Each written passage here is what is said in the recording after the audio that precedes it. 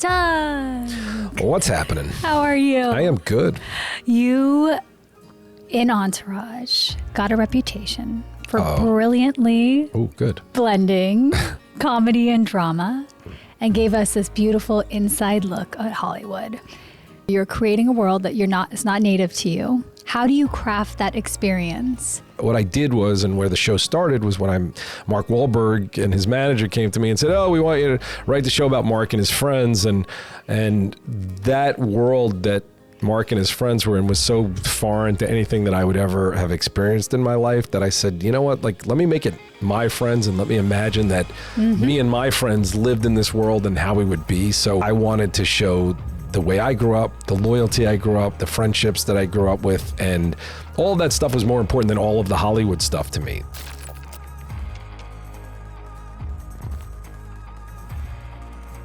Today, we welcome Doug Ellin to the studio, a master of modern storytelling whose journey through Hollywood has been nothing short but cinematic itself. Doug Ellin, perhaps best known as the creator, writer, and producer of the hit TV series Entourage, has skillfully carved a niche for himself in the entertainment industry. From his first TV gig to his ventures into filmmaking, every step in Doug's career has been a testament to his talent and his relentless pursuit of storytelling excellence. Today, Doug will share with us the highs of his career, the lessons learned, and the behind-the-scenes stories of creating some of television's most beloved characters. Welcome, Doug Ellin.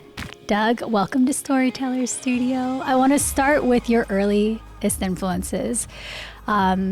Where did your love for stories and storytelling, when was it first ignited? Where did it come from? I mean, as early as I can remember, movies, comedy, Mel Brooks back then. I know we can't say Woody Allen anymore. He's been canceled so many times, but he's canceled, but he still seems to be making movies. You know what? Nobody sees him since, but I think I'm the only one. But Woody Allen, Albert Brooks, even Seinfeld, which is later, but Mel Brooks, the Zucker brothers.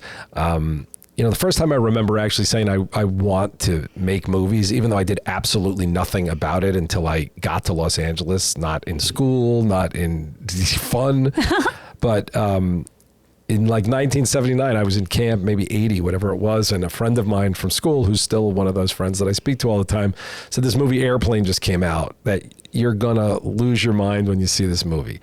And I remember sitting in the theater watching that movie, sure, just going, seeing it, and now it's another movie, by the way, that people have problems with nowadays, and they write why it's problematic to people. But I remember sitting in that packed theater and never seeing a group of people together laugh so hard in my life, and just going, I don't know, I want to do something with this. And then all of those kind of writer, director, like I said, Woody Allen, Albert Brooks, Mel Brooks, those were guys that I just wanted to emulate. And that was something I wanted to do. When I first came out here, I started as a stand-up.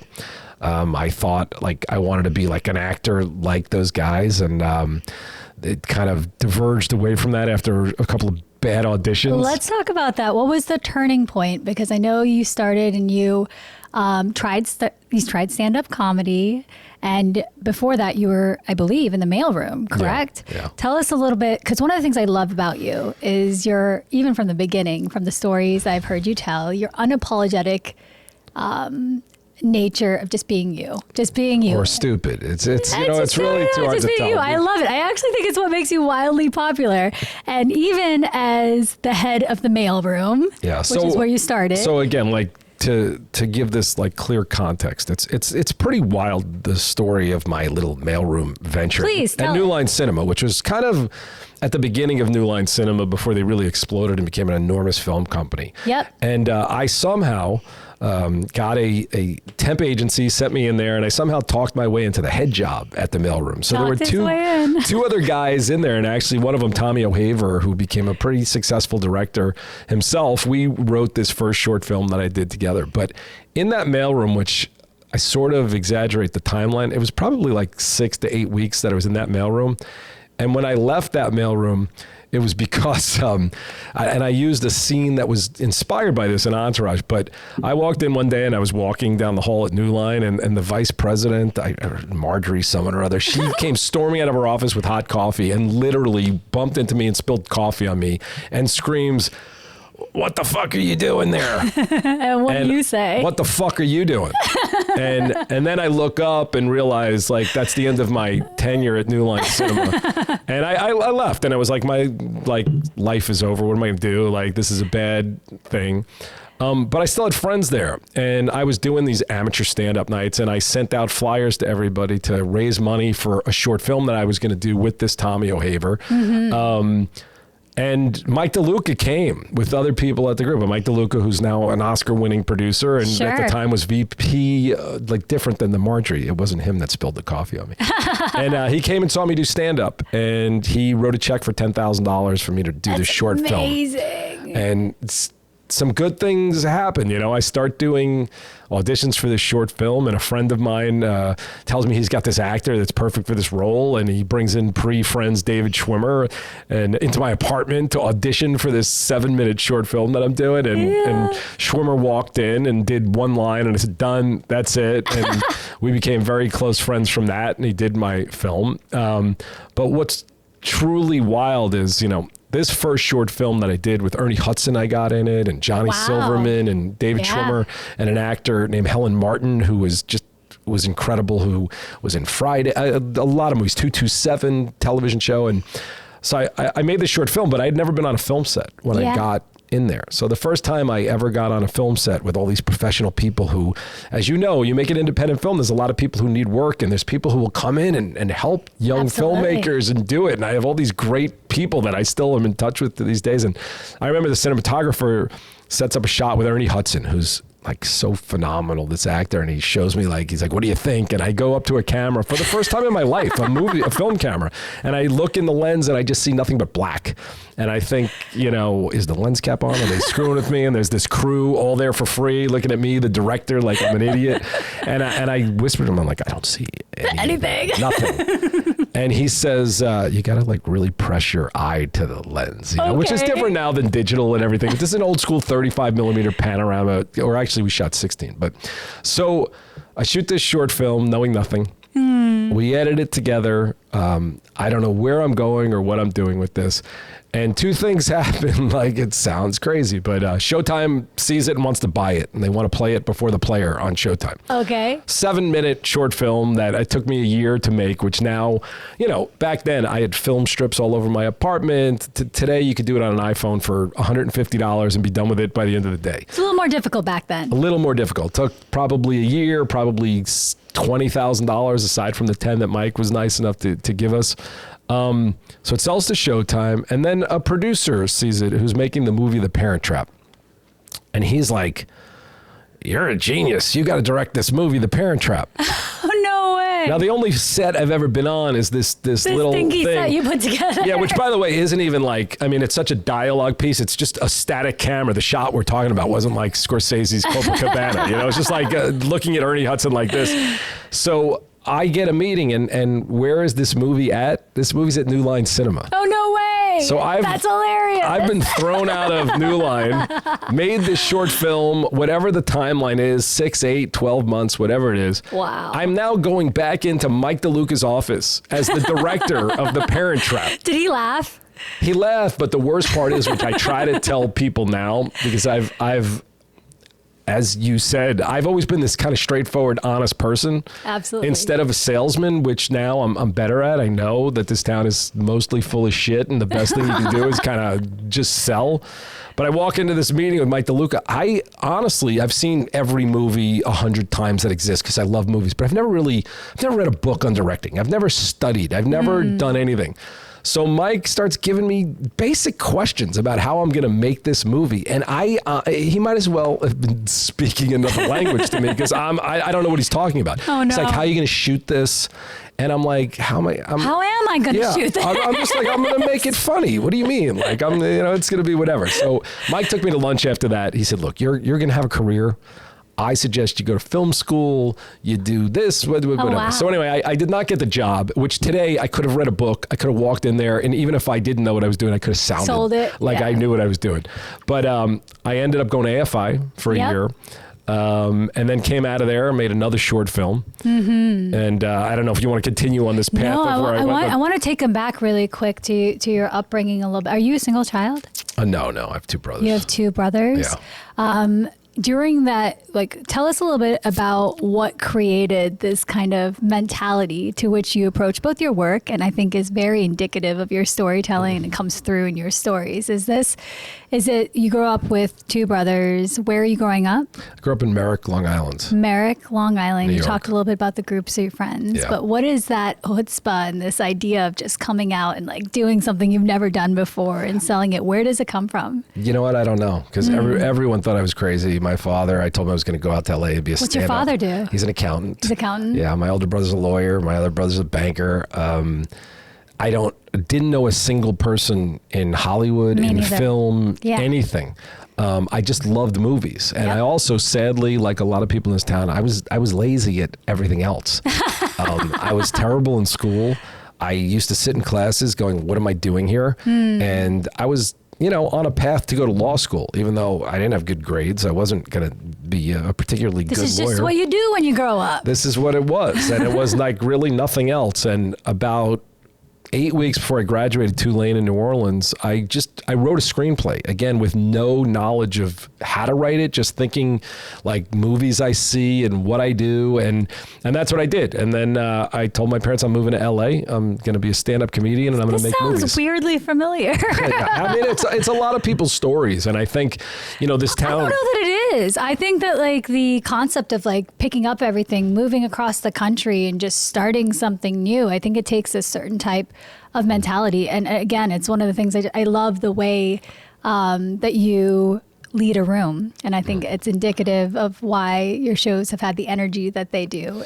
And it comes from somewhere deeper. It comes from this craziness of just saying we can do whatever we want. It is a craziness for sure. Because there's not a single person who believed in me at all. There was no one who was like, my father, when I told him he was doing stand-up, he's like, are you funny? And that's always helpful. But my family was very into the arts, very into movies. So we would talk about stuff, again, not like technical directing. Not in an intellectual way, but no, I would say intellectual storytelling. Okay. Not about filmmaking necessarily. Like I didn't even really understand it. I was just like, that's great. That makes me move. That makes me laugh. Sure. That does that for me. So it was just something I wanted to do. Let's talk about the comedy a little bit and how, I know you didn't spend a lot of time in comedy, but stand-up's a very specific skill. And I think it really changes the way that you approach building characters and the way that you approach story. Tell us a little bit about how your time in stand-up, your brief time in stand-up, how it changed the way you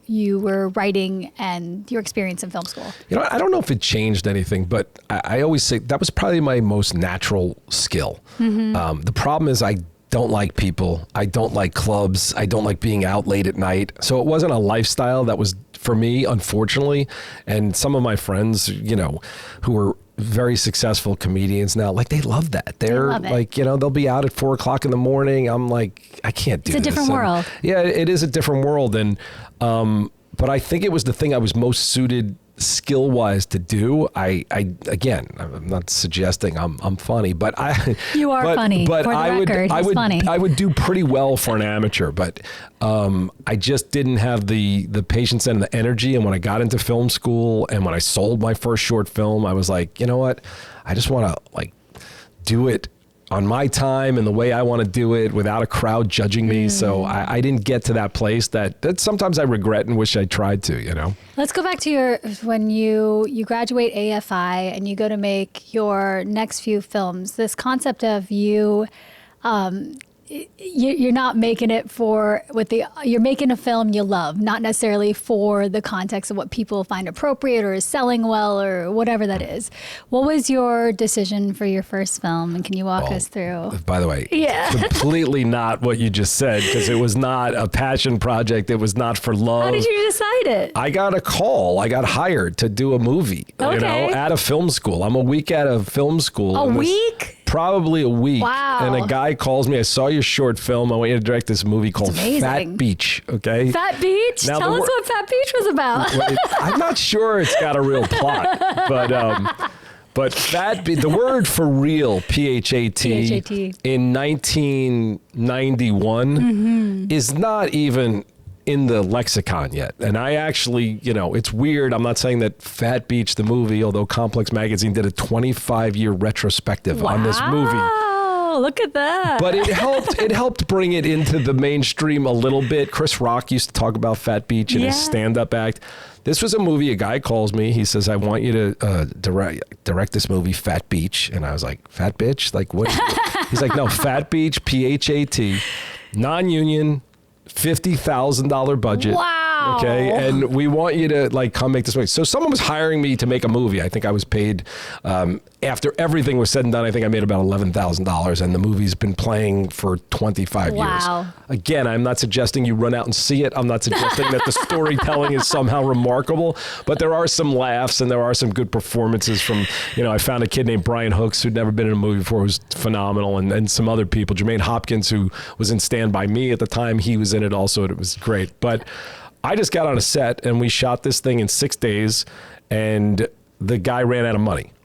Like, done, wrap it up. Taylor's oldest time. By the way, little bit of unknown knowledge. Also, I went to AFI with Darren Aronofsky, one of the great filmmakers, and I had him do second unit at the time on Phat Beach. Now, you're not going to see that on his resume, okay? Even though it's on mine, you won't see it on Darren's. BTS somewhere? I kind of got to see this guy. It wasn't even BTS. We couldn't even afford BTS at the time. So I did this 6 days, and then 6 months later, it's dead. And I'm sitting around, and a friend of mine named Aaron Weinberg, who was producing some movies, I forget which ones, I said, I made this, I was making this thing. We did it in 6 days. He sees it. He's like, I could sell this. No. And I'm like, what? He calls up Live Entertainment, which was, the worldwide distributor at the point. They see it, and they're like, let's put $100,000 into this movie and finish it. So we come back, I think a year later, after we were done, after it was just sitting in a trash can. Wow. And we shoot another 5 or 6 days, and we edit it, interestingly enough, on Lightworks, which is one of the first digital platforms. We're now moving away from film and editing on the screen that's so digitized you can barely even see the whole movie. And we finish it, we give it to Live, and I don't remember the exact number. I'm pretty sure they released it on 1,200 screens around the world. This movie cost less than $200,000 when everything was said and done. They released it like it's some studio movie. I get the call from the producer. We're doing a giant premiere at the Galaxy. Wow. I mean, I'm at a movie premiere for this thing. This little thing. This thing, and as you say, people are asking me was this your passion project? No, it wasn't a passion project. It was a chance to, whether I made $2, it was a chance to be on a set and make, and shoot film and talk to actors, which was great. Tell me about finding your voice from there, because I want to get a little bit into Entourage and the origin story, which you touched upon in our intro. But I would love to know, just for all of the directors and the writers and the actors listening, where in that process, graduate a great prestigious film school, you get your first movie that turns out to be not the dream you wanted. What was it like trying to find your voice in this indie film space and moving into the next things that you actually did love and were indicative of you and what you wanted to make? By the way, I don't know that it was ever a love of anything. When I get into something, I try to do the best I can, and I didn't have I didn't sit around ever and go, this is the passion project that I want to make. After Phat Beach came a movie called Kissing a Fool. I had read the script. It's a rom-com. I was so, I've known you for a while now. And when I went to do our research, I was like, it was a rom-com. He made a rom-com. But again, you know what? You watch Phat Beach, Kissing a Fool, Entourage, there's literally lines that are the same. I've taken lines from those movies and put them in Entourage because no one really saw the first two. Although, you know what I mean. They might now during the retrospective. Yeah, exactly. but I always had a natural ability for dialogue and character. The thing which is still a struggle to this day, that was always hard, is storytelling, real structural storytelling in 90 minutes, giving an actual A, B, and C. Me writing dialogue that sounds natural and real was always the easiest thing in the world to me. So even that first screenplay that I wrote at Tulane when I knew nothing, Steve Levinson, who ultimately became my manager, was Mark Wahlburg's manager. He read that script. He's like, you're a genius with dialogue, but there's no fucking story. Nothing happens. What is this? And that was always the hardest part for me. And, people would say often, if you give me the story, I can write a script in a few hours. I wrote a Curb Your Enthusiasm spec that sold Entourage. I wrote it in 4 hours. And that's when Steve was like, oh my God, you should write the show idea I have. So Kissing a Fool was another situation. They gave me a script. Again, I had no jobs, by the way, so it wasn't like I had offers and I was coming in. But I'm always the type of person like, nah, I don't want to do that. It's not great. And Steve, to his credit, was always like, you'll figure it out. And that script was written by a guy named James Fry, who I don't know if you remember, but he wrote this book, A Million Little Pieces, that Oprah put on her list. It became the biggest thing in America, and then it turned out he kind of made up the story, and it wasn't true, and it was a big scandal. But he had written a script that was not, in my mind, was not good. And Steve said, you'll figure it out. And like I said about The Parent Trap earlier, I went into the meeting with two great guys who I love, Andrew Foreman, Tog Mandillo, and I sold them on something that I hated and didn't even know how I was going to do it. I just walked in, I said, this could be this could be that, Harry Met Sally, whatever it was. And I got the job. And then I just started rewriting the script. And by the time we made it, I actually, whatever it's worth, I really liked it. And that was a movie that we made for $1.5 million, completely independently. Universal picked it up, released it on 2,200 screens, which again, these things don't happen with independent films, as you know. And both of my independent films were released as if they were studio films. They were not released, hey, here's a little indie, appreciate it. Where do you think that luck comes from? I don't think that luck was good, though, because I wish Kissing a Fool was released on a small amount of screens as a little independent movie, as opposed to it's this giant movie with David Schwimmer from Friends. Because, it was on the cover of Variety is the downfall of Universal's marketing staff, because it didn't make... It has to perform. For it to be a win, it has to perform. And I was like, at that time, I didn't know. We made $2.3 million opening weekend. It cost 1.6. I'm like, oh my God, we done it. And they're like, this is a bomb. I'm like, a bomb? What are they talking? All the people who put money got their money back, and everybody was happy. We had a great time at the premiere. But it was a wild ride, because before that movie came out, I had that minute in town where everyone wanted to meet with me and everyone was this. And I got a big deal to do The Heartbreak Kid long before the Ben Stiller version of it. And Schwimmer and I were going to do that.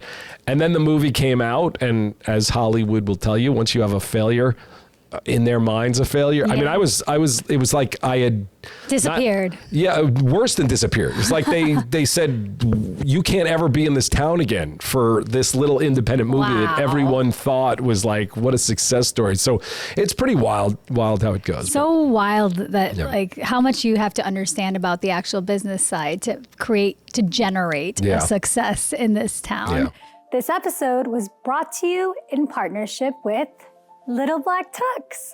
Little Black Tux is my go-to when I need a timeless look. Whether I'm speaking on a film panel, walking a red carpet, or need a bold, sophisticated look for a photo shoot, Little Black Tux has me covered. Little Black Tux isn't just a clothing company, they're a company with a story, a strong why. And you know I love a good story. They're breaking boundaries and creating clothing that empowers women with versatile, upscale options. I love my Little Black Tux, and I know you will too. With Entourage and the origin story that you started to tell, one of the things I love both about your story about Kissing Kissing Fool and Entourage, and the first movie that you made with the $10,000, the $20,000, is that you always are able to find a way to bring, just like those lines that you took from one show to the other, a bit of your story into these characters. So with the origin story of Entourage, you've talked about Mark and Steve coming to you with this idea, and that it was something that was a world outside of yours. Can you talk about bringing that world into something that you knew? Well, because again, I remember the meeting, and look, I got a negative bent to my personality, I guess. But when Steve told me the idea, I was like, I don't want to watch a bunch of fucking losers hang on to somebody and live off of them. I think that sounds horrible to me. And Mark's friends, they weren't family. They weren't like a brother. They weren't like my friends from childhood. So again, Steve said the same thing. You'll figure it out. And I went home and I remember just like sitting there and I go, you know what? Every television show, every movie, it's a family. Like that's what makes things work, again, however it is. So I said, how can I make them, and how can I give them some purpose, whatever it is? So even if it was the character of Turtle, he was the positive light. He was the guy that could build everybody up. And so that was really where I came from. And then I said, well, what could be better for me than to be, 4 New Yorkers that I can write the dialogue that I know, the way my friends and I talk to each other. And at the time, which it's wild how the culture keeps shifting, but when I was growing up, R-rated comedies were the big thing. Whether it was Animal House, Porky's, kind of a little lower rent version of that, but that was the big thing. And then that kind of disappeared. It got a little PC and it got a little quiet. And when Entourage came around, what I really tried to sell it on to HBO was, this is going to be men talking the way men actually talk. Now I have to defend myself that, wait, you talked like that? You should be in jail for talking like that. But at the time, and the reviews, thank God, appreciated that. It was an authentic look at the way people actually talk, whether you like them, whether you don't like them. Yeah, like that's how they talked. And, the funny thing about comedy is you can't, if it's funny at all, that's bad. Like if it's Goodfellas, they could say racist stuff. They could say whatever they want. They'll go, well, they're gangsters. So that's how it is. But I wrote the most realistic version of how men talk. And I tried my best to, in the way I observed Hollywood, to observe the way I saw people in this town. How did you and Steve meet? Just because he's such an integral... We went to Tulane. Oh, no way. Yeah, so you guys knew each other from that long ago? Yeah, he was my brother's friend at Tulane. And actually, when he moved out, he lived in my apartment when he first got here. Yeah. When I approach characters that I don't necessarily understand, when we're trying to make characters that resonate with multiple people, I think I always try to think of the most humane aspect of that character and drive it home. Your characters, even these brash characters in Entourage, but also your characters across all the different work that you've done, they really resonate with multiple demographics and people from different backgrounds. What do you think it is about your character approach that helps you cultivate characters that are so lovable? Well, the way I try to look at things, and again, I don't go that deep into it. How can I make this, that? I'm a big believer in loyalty. And I think loyal characters, even when they're assholes, people like them. Like Ari, for instance, on the show. Words to me are like, someone who has a big mouth is not the thing that makes you like or not like somebody. It's when they're there for you when you're down, when you really need them. And it's not that I attempt to write characters like that. It's just what I feel in my soul. And I think when you have a group of people, that's the thing. And the anti is usually the ones who aren't loyal, who don't respect the group. So that's kind of how I always have gone about it. And it just kind of is in my DNA. So what about the balance between this like satire and then the earnest storylines? Yeah. What do you find is most difficult about blending those two together? And what do you feel it comes very seamlessly from you? Or what is your approach to making sure there's the right balance? Well, a lot of times satire is the word that was used. But from the minute this show started, I was like, let's make this feel like a documentary. Like, I don't want to be over the top. And some things might have been, and some people might go, oh, I don't believe that. But I really tried to make everything from the friendships to the storylines be as realistic as possible so that you couldn't say that didn't happen. And most of it was taken off of some version of something that did happen, whether it was to me or to someone else. So I didn't really try to be satirical with the show. Like some of my favorite movies, like about Hollywood, The Big Picture and The Player, like those are satires. They're over the top and they're broad and they're, like making fun of it. I was like trying to say this Ari guy, which we know the real Ari guy exists. This is real. This is how this guy operates in this town. This is what it is. Like it or don't like it, that's what it is, What about you and your creative process? I almost like, I can't wait for this answer. What does a day look like? Or what is your creative process when you're really getting into a story? Do you have one? I feel like Doug's answer is going to be like, I drink, there's tequila and there's a whiteboard. It's honestly torture, for real though. And people, they go, why don't you make more stuff? Oh, the town hates you. I don't make more stuff because I hate so much of the process. Sadly, I wish I didn't. I mean, when I sit down to write, I try to psych myself up going up a stairs to go, you could do it. You could do it. But the amount of times that I've woken up and gone like, I don't know how to break a story. I don't know how to do this. And often, which sucks and is somewhat very counterproductive to being successful, is you got to put a gun to my head. I mean, I've had producers literally come to my house and go, I'm going to lock you in that fucking room, which my mother used to do with homework, by the way. Like, because I am like a lot of people in this town, I have tremendous ADD. Yeah. I'm an audible person, which is why when I found podcasts, I'm like, God, they pay people to do this shit. This is the easiest thing in the world, you know? But sitting at a keyboard and typing is legitimate torture to me. And I always say, like, to writers who love it, I'm so bitter and so envious and so jealous because I wish I did and I never have. And I've often loved, whether I'm right or wrong, stuff that I've written. And sometimes I'll go back and read stuff and go, fuck, you're pretty damn good. You should be doing this more often. But I don't like it. If you ever saw Adaptation, like with I go through that shit every single day. Yeah, I mean, I feel you in a very deep way. Yeah. With your personal take on and everything that you do, you often bring a lot of your personal viewpoints into your storytelling. What is there something that across all the different characters, et cetera, that you create, you find as an ongoing theme? Besides, you said loyalty, but is there is it family? Is it inspiration? I know a lot of the characters that we find, I try to find some sort of purpose to their character arc that's really drives me because of whatever my life experiences were. I'm curious if you I think it's the same, like, without being repetitive. I just, loyalty carries it for me, and it's more important, like, sometimes when I used to hear things about Entourage, these rich, spoiled guys, which is so stupid because they weren't. They were working class guys. One of them happened to have money, but the other three were kind of hanging on. But to me, it was they cared more about each other than they care about money, and they care about anything. And that's, I can't even say, oh, this was my design.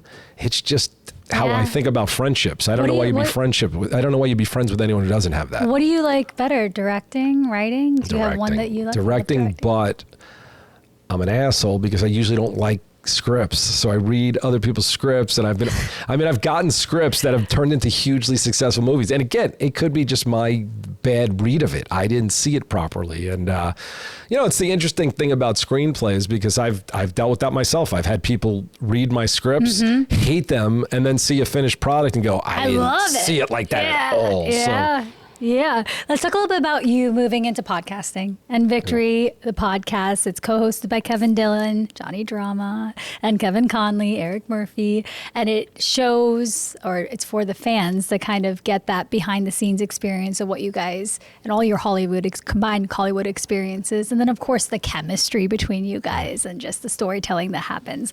What is it that really attracted you to podcasting? What was that story from a storytelling standpoint? What was that conversion from going from writing scripts to creating or crafting like really great episodes on podcasts? So nothing attracted to me at all. And the idea of talking more about Entourage, which I'm happy to do it with you today, I had zero interest in doing that. And I've always been a person who, again, it's that self-hating stuff that so many writers in Hollywood have. I've always hated my voice.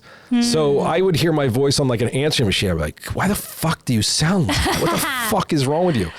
And when I started doing this, I was like, God, this is so natural. And that's interesting. What I grew up loving was stand-up, except I hated, as I said, the idea of being in a club. But this was stand-up in a room by myself, Yeah. So, Kevin Conley just came to me and said, do you want to do this? And I was like, I'm not doing an Entourage podcast. But when we made it Victory and we said, which, it sometimes would annoy Kevin, but just like Entourage, I don't want to make a show about Hollywood. I want to make a show about friendships. And I wanted the podcast to be the same thing. So we talk about everything. We talk about what movie we saw, sporting events, playing golf together.